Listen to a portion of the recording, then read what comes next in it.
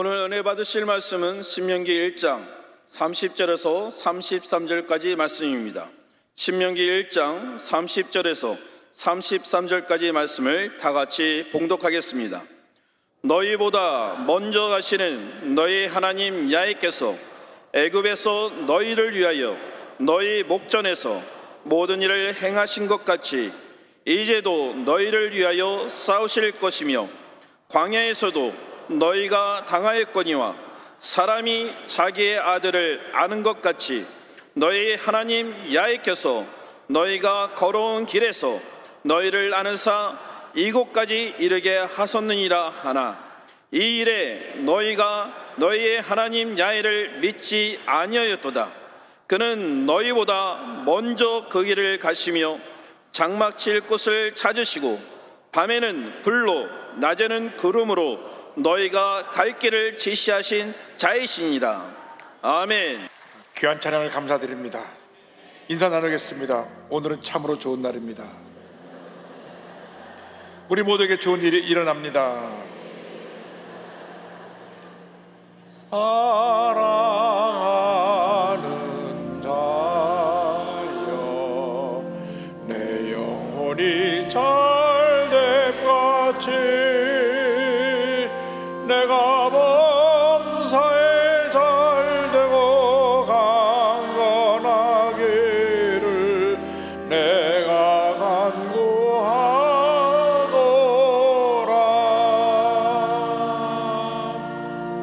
한 분도 빠짐없이 영혼이 잘됨 같이 범사가 잘되며 강건하게 되시기를 주님으로 축원합니다.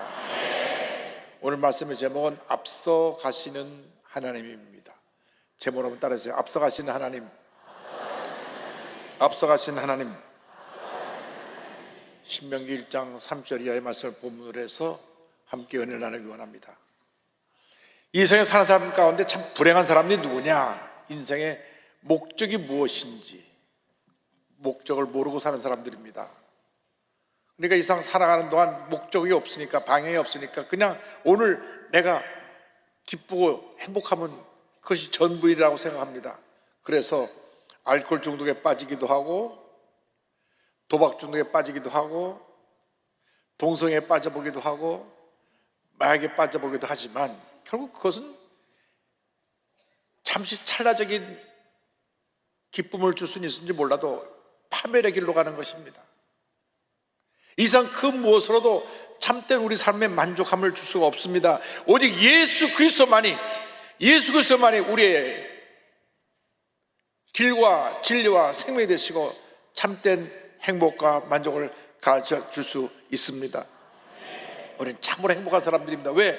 나 같은 죄인이 예수 믿고 하나님 자녀가 되었기 때문에. 예수 믿어서 우리가 신분이 바뀌었습니다. 우리는 존귀한 하나님의 자녀들입니다. 이제 우리가 예수 믿고 인생의 목적이 무엇인지 알게 되었습니다. 오직 하나님의 영광을 위하여, 우리는 하나님의 영광을 위하여 존재하는 것입니다. 내가 나가서 돈을 벌든지 선생님으로 가르치든지 내게 준 재능을 갖고 찬양을 하든지 무엇을 하든지 거기서 하나님의 영광을 위하여. 할렐루야. 하나님께서 그럼 복을 주십니다. 나 잘 살라고 돈을 버는 사람들은 의미가 없어요. 그는 결국 그 돈 때문에 망하고 맙니다. 그러나 하나님의 영광을 위해서 돈을 버는 사람은 돈을 값있게 의미 있게 쓰기 때문에 더 큰 복을 주시는 것입니다. 오늘 신명기의 말씀인데, 신명기는 모세오경 5번째 책입니다. 창세기, 출애굽기, 레위기, 민수기, 신명기. 이 신명기는 모세가 그 가나안 입구 요단 건너편 모압 땅에서 이스라엘 백성들을 모아놓고 회고록입니다. 어떻게 하나님께서 애굽에서 여기까지 인도하시는가, 그것을 돌아보면서 하나님의 율법 말씀에 순종할 것, 말씀을 따라 살아갈 것을 저들에게 전해 준 말씀입니다. 그 말씀 가운데 그들의 지나간 역사를 돌아보면서 하나님께서 너희들을 위해서 싸워주셨다. 올해 우리가 첫 번째 기억해야 될 내용은 하나님께서 우리를 위해서 싸워주신다는. 할렐루야. 신명기 1장 30절입니다. 너희보다 먼저 가시는 너희의 하나님 여호와 야훼께서 애굽에서 너희를 위하여 너희 목전에서 모든 일을 행하신 것 같이 이제도 너희를 위하여 싸우실 것이며. 하나님이 우리보다 앞서가시면서 우리를 위해서 싸워주신다는 것입니다. 저들이 애굽에서 탈출해 나올 때 10가지 재앙으로 저들을 심판하셨는데, 애굽을 심판하셨는데, 나와보니까 앞에 홍해가 가로막혔고 뒤에는 바로의 군대가 쫓아옵니다. 저들이 두려울 때 너는 가만히 있어서 하나님이 어떻게 일하시는가 봐라. 그래서 모세가 지팡이 들어서 탁 홍해를 가리키니까 홍해가 쫙 갈라져 가지고 그 홍해를 육지처럼 지나갑니다. 그런데 그 뒤로 바로 군대가 쫓아 들어오는 거예요. 어떻게 하나 두려 떨고 있을 때 하나님께서 다시 지팡이로 저들을 가리키니까 이 나눴던 바다가 합쳐져 가지고 저들이 다 물에 심판을 받고 말았습니다. 하나님이 대신 싸워주신 것입니다. 저들은 칼 한 번 휘둘리지 아니하고 그 막강한 당시 최대 강대국 애굽의 군사를 하나님이 싸우심으로 말미암아 완전한 승리를 거뒀던 것입니다. 우리가 살아가는 동안 이처럼 우리 앞에 우리가 감당할 수 없는 큰 대적들이 다가올 때가 있습니다. 질병의 대적이 다가오기도 하고, 사업 실패의 대적이 다가오기도 하고, 인생의 여러 가지 패배의 경험에, 배신의 경험에, 이런 것들이 우리를 절망의 나락으로 떨어뜨립니다. 그러나 우리가 하나님만 믿고 나가면 하나님이 우리를 지키시고 보호하시고 도와주시는 것입니다. 시편 50편 15절로 말씀합니다. 환난 날에 나를 부르라. 내가 너를 건지리니 내가 나를 영화롭게 하리로다. 우리가 주 앞에 부르짖어 기도하고 또 기도해야 됩니다. 주여 나를 불쌍히 여기시고 이 절망의 자리에서 건져주시옵소서. 주님 우리를 건져주시는 것입니다. 하나님이 우리를 도와주시고 우리를 대신하여 싸우시면 그 누구도 우리를 대적할 수가 없는 것입니다. 로마서 8장 31절에 이 같은 위대한 선언이 나옵니다. 그런즉 이 일에 대하여 우리가 무슨 말하리요? 만일 하나님이 우리를 위하시면 누가 우리를 대적하리요? 할렐루야. 만군의 여호와 하나님이 우리와 함께하고 계신데 누가 우리를 대적할 수가 있겠습니까? 로마서 8장 37절은 이어서 말씀합니다. 그러나 이 모든 일에 우리를 사랑하시는 이로 말미암아 우리가 넉넉히 이기느니라. 따라하세요. 넉넉히 이기느니라. 넉넉히 이기느니라. 겨우 가까스로 간신히 이기는 게 아니라 넉넉히 이기는 것입니다. 여러분 두려워할 것이 없습니다. 염려할 것이 없습니다. 그래서 모세가 두려워하지 말라고 저들에게 말씀했습니다. 신명기 3장 22절입니다. 너희는 그들을 두려워하지 말라. 너희 하나님 여호와 야훼께서 친히 너를 위하여 싸우시리라 하였노라. 할렐루야. 하나님이 우리를 위해서 싸워주시고 둘째로 우리를 보호하시고 우리의 갈 길을 인도해 주십니다. 하나님이 자식이 부모의 품에 안겼을 때 참 마음의 평안함을 가지고 울다가도 구름이 그치는 것처럼 우리를 안아주시고 보호하시고 인도해 주십니다. 신명기 1장 31절에 성경은 말씀합니다. 광야에서도 너희가 당하였거니와 사람이 자기의 아들을 안는 것 같이 너희 하나님 여호와 야훼께서 너희가 걸어온 길에서 너희를 안으사 이곳까지 이르게 하셨느니라 하나. 여러분 아이가 제일 행복할 때가 부모의 품에 안기는 것입니다. 그래서 어렸을 때 부모의 품에 많이 안긴 아이들이 자라나면서 애정 결핍이 없기 때문에 건강하게 잘 자라나는데 평생 한 번도 부모의 품에 안 안겨본 아이들이 자라나서 좀 삐뚤어지고 좀 잘못되는 경우가 종종 있습니다. 그러므로 여러분 자녀들을 자주 안아주세요. 그러면 아이들이 부모의 품에서 평안함을 느끼게 되는 것입니다. 아무리 힘들고 지치고 어려도 주님이 나와 함께 하시고 나를 안고 가시고 내가 걸어갈 수 없어 쓰러지면 나를 업고 가세요. 이사야 46장 3절로 4절입니다. 야곱의 집이여 이스라엘 집에 남은 모든 자여 내게 들을지어다. 태에서 나무로부터 내게 안겼고 태에서 나무로부터 내게 업힌 너희여 너희가 노년에 이르기까지 내가 그리하겠고 백발이 되기까지 내가 너희를 품을 것이라. 내가 지었은즉 내가 업을 것이요 내가 품고 구하여 내리라. 너무 인생살이가 힘들고 어려서 이제 내 인생 끝났나 보다 하고 지쳐서 쓰러졌을 때 주님이 와서 우리를 업고 가세요. 걸어갈 힘도 없는데 우리를 업고 가세요. 할렐루야. 얼마나 감사합니까? 내게 힘들고 지치고 어려서 주님 나와 함께 하셔서 그냥 온 세상은 나를 버리고 나는 외톨이로 혼자 던져진 것 같은데 절대 혼자가 아니에요. 주님이 옆에 딱 와서 우리를 딱 붙들어 주시고 일으켜 주시고 업고 하시는 것입니다. 여러분 병원에 오랫동안 누워있으면 마음이 무너지고 약해져요. 오랜 병에 효자 없다고 부모님이 병에 중병이 들어서 1년이고 2년이고 누워있으면 온 집안이 그냥 절망으로 가득하게 되는데, 그러나 그러한 절망의 자리에도 주님 함께 하셔서 우리를 꼭 품어주시고 안아주시고 업고 가시는 것입니다.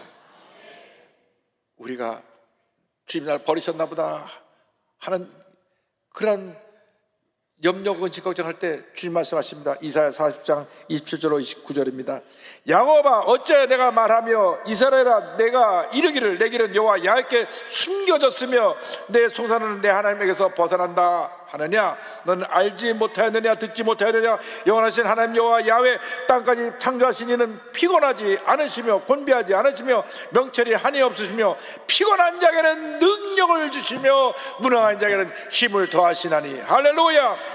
성경이 이어서 말씀합니다. 소년이라도 피곤하며 곤비하며 장자라도 넘어지며 쓰러지되 오직 여호와 야훼를 앙마하는 자는 새 힘을 얻으니 독수리가 나게 치며 올라가가 될 것이요 다른 박지라 해도 곤비하지 아니하겠고 걸어가도 피곤하지 아니하리로다. 할렐루야. 독수리가 나게 치며 올라가 같은 새 힘을 주시는 것입니다.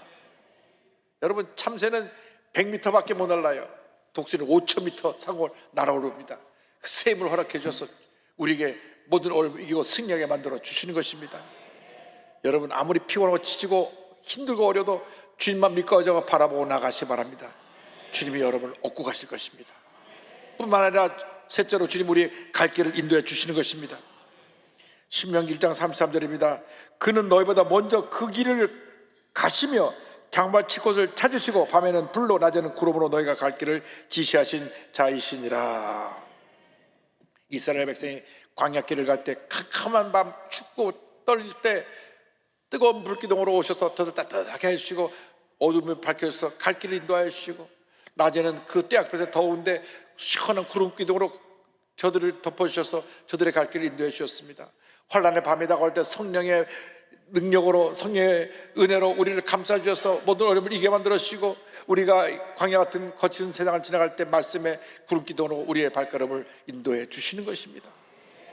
근데 우리 한 가지 기억할 것은 하나님은 우리에게 한 치 앞도 미리 내다볼 수 있는 능력을 허락하지 않으셨습니다. 미래는 하나님께 속한 것입니다. 만약에 우리가 미래를 볼 수 있는 능력을 가졌다면 너도 나도 거기 땅값이 올라 거기 땅 사놓자, 이 주식이 올라갈까 그 주식 사놓자. SK 하이닉스가 그렇게 올라갈 거 어떻게 알았습니까? 그런데 알았다면 투자를 했겠죠. 5천에 산 게 지금 17만 18만 원 하니까. 그런데 하나님 그 능력을 우리에게 주지 않으셨어요. 왜? 인간이 그렇게 되면 게을러지고 맡긴 일에 최선을 다하지 아니하고 앉아서 로또 복권이나 사고 앉았을 테니까 하나님이 안 된다. 너는 오늘 최선을 다하고 열심을 다했어. 하나님의 주신 은혜와 축복을 누리라고 오늘 꿈과 희망을 갖고 내일 향해 도전하게 만드셨지 미리 알게 해주지 않으셨습니다. 그런데 사람들이 어리석어가지고 미래에 대해서 궁금하고 불안하니까 어디 갔냐? 점치러 가요. 내가 어디선가 뉴스에 나온 리포트를 보니까 글쎄 기독교인 중에 1년에 당연 한 해 동안 한 번이라도 점집에 가본 사람 체크하시오 했더니 30%가 또 그런 때도 솔직해가지고 또 체크를 해가지고 여기는 한 사람도 없겠지만 크리스찬들이 점집 가면 되겠어요? 부끄러운 줄 아셔요. 부끄러운 줄 알아야 돼요. 여러분 이 나라가 이 점쟁이들 때문에 망합니다. 무속인들 때문에 망해요. 여러분 그 사람들은 우리의 어두운 과거를 들춰내가지고 하고 우리를 뒤집어 씌워서 우리의 돈이나 갈취해가는 것이지 우리에게 행복을 줄 수가 없습니다. 무속인들에게 가서 운수 대통한 사람 있으면 한번 나와보라 그래요. 그 사람들은 우리의 어두운 면을 갖다 자꾸 들춰내고 어두운 걸 얘기하는 마귀 역사거든요. 그래갖고 우리의 돈을 갈취해가는 사람들인데 여러분 예수 믿는 사람들은 말씀의 인도함을 받아야 됩니다. 말씀을 따라 살아야 됩니다. 매일매일 최선을 다해 살아갈 때 하나님께서 우리를 의의 길로 축복의 길로 생명의 길로 인도해 주시는 것입니다. 뒤를 돌아보는 과거형 인간이 되지 말고 미래를 바라보는 미래의 지향형 인간이 되어서 거룩한 꿈을 꾸고 믿고 전진 또 전진해 나가서 하나님의 큰 복을 받기를 바랍니다. 성경에는 인간의 실수, 실패에 대한 모든 기록을 다 적어놨어요. 왜? 그 길을 가지 말라고. 그런데도 그것을 보고 나서도 또 그 길을 가요. 그래도 우리 인간들이 이렇게 고집스럽고 문제가 많은 게 우리들입니다. 그러므로 우리는 하나님 앞에 바로 서야 됩니다. 한번 감옥 간 사람이 나와서 또 감옥에 가요. 그래서 재범률이 70% 80%가 되는데, 이것은 우리 인간의 그거는 죄성입니다. 어떻게 죄성을 이기느냐? 우리 예수 믿고 말씀 적고 기도함으로 죄성을 이기고 승리하는 삶을 살아가게 되는 것입니다. 신명기 31장을 보면 모세가 임종 전에 이렇게 저들에게 말씀했습니다. 6절 8절입니다. 너희는 강하고 담대하라. 두려워하지 말라. 그들 앞에서 떨지 말라. 이는 내 하나님 여호와 야훼 그가 너와 함께 가시며 결코 너를 떠나지 아니하시며 버리지 아니하실 것임이라 하고, 그래야 여호와 야훼 그가 내 앞에서 가시며 너와 함께 하사 너를 떠나지 아니하시며 버리지 아니하시리니 너는 두려워하지 말라. 놀라지 말라. 할렐루야. 여러분, 두려워하지 마십시오. 놀라지 마십시오. 걱정하지 마십시오. 주님만 믿고 나가는 여러분 모두가 되기를 바랍니다. 러시아의 3대 문호라 하면 톨스토이, 트르게네프, 도스토옙스키입니다. 오늘 도스토옙스키를 여러분에게 소개하기를 원하는데, 이 표도르 도스토옙스키는 1821년 11월 11일 날 태어났는데 세계적인 소설가요, 사상가입니다. 그는 글을 쓰는 재능이 있어서 24살 때 그가 가난한 사람들이라는 작품으로 문학계에 관심을 끌었습니다. 그런데 이 도스토옙스키가 28살 때 이 문학 서클에 모여갖고 같이 의논도 하고 토의도 했는데, 거기에 당시 짜르 황제를, 러시아 황제를 비판하는 데 앞장섰던 진보주의자 벨렌스키의 글을 읽고 나누다가 그만 사상범으로, 국가를 물러나게 하는 사상범에다가 붙잡혀갖고 사형 언도를 받습니다. 그때 나이 28살입니다. 1849년 12월 22일 그는 처형대에 끌려 나와서 눈을 가리고 서서 군인들이 착착 총을 장전하고 이제 땅 하면 죽을 그런 위험한 절대 절망의 자리에 서 있게 되었는데, 순간적으로 생각이 지나갔습니다. 주여, 이 생명이 얼마나 귀한지, 내가 얼마든지 선한 일을 할 수 있을 텐데 여기서 내 인생이 끝입니다 하는 순간, 다다다 나팔 소리와 함께 황제가 보낸 전령이 도착했습니다. 잠깐 총사령을 멈추시오. 황제의 특별 사면이요. 그래가지고 사형 선고를 면하고 시베리아로 10년간 유배. 시베리아는 제가 인터넷에서 찾아보니까 평균 겨울 온도가 영하 30도에서 50도. 여러분,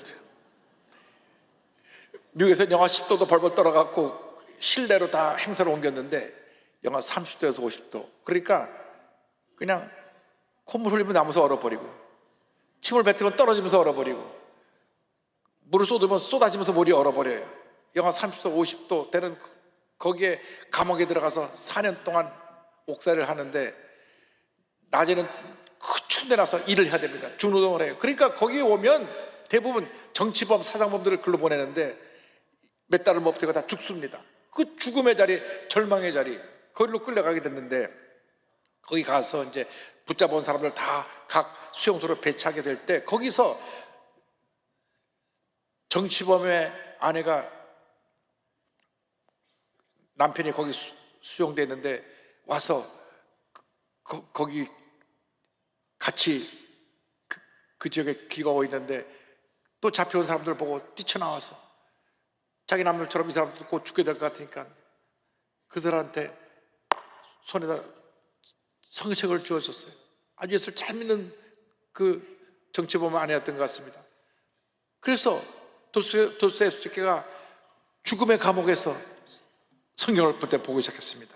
신약 성경을 줬는데 하나님이 나에게 두 번째 기회를 주셨구나. 첫 번째는 죽음에서 건주시고, 이제는 나에게 성경을 보내줘서 내가 거듭나게 만들어 주셨구나. 그래서 마태복음부터 요한계시록까지 읽고 또 읽고 또 읽은 가운데 얼마나 하나님의 은혜를 체험했는지 성경을 다 외우다시피 읽은 가운데 독실한 그리스도인으로 변화가 되었습니다. 절망의 감옥에 그에게는 희망을, 씨앗을 심는 희망의 감옥이 되었고 기적의 감옥이 되었습니다.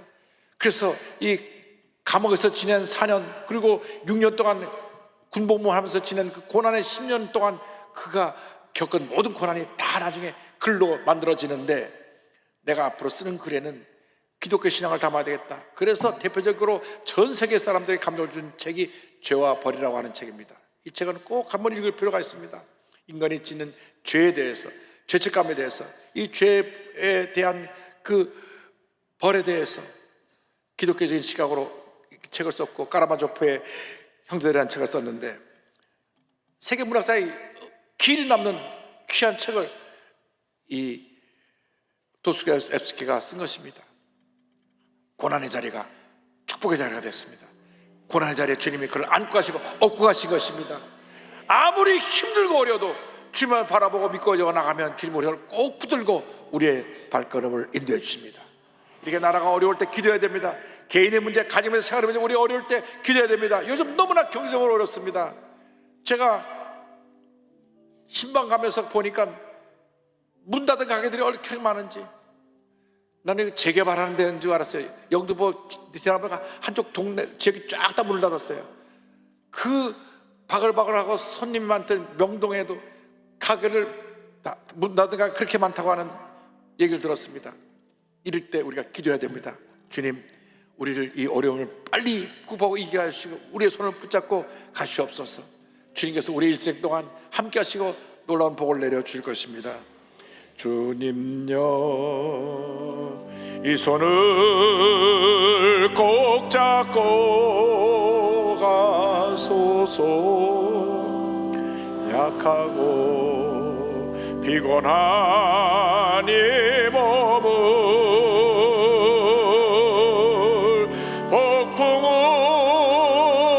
감소 해치사 빛으로 손잡고 나를 인도하소서.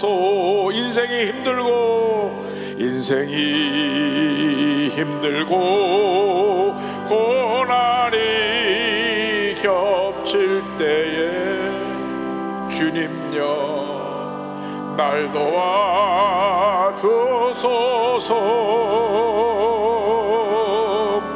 외치는 이 소리 귀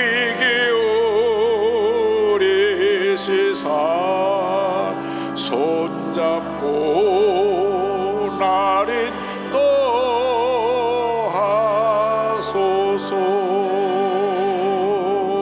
절대 포기하지 마시고 절대 물러서지 마시고 주님의 손을 꼭 붙잡고 전진한 여러분 되기를 주님의 이름으로 축원합니다. 축원합니다. 기도하겠습니다. 사랑과 은혜와 자비가 원하신 하나님 아버지, 짧은 인생길 지나가는 동안 우리가 예수 믿고 변화되어서 우리 주님의 손 꼭 붙잡고 믿음으로 전진하여 위대한 하나님의 자녀로 승리의 삶을 살아가도록 도와주옵소서.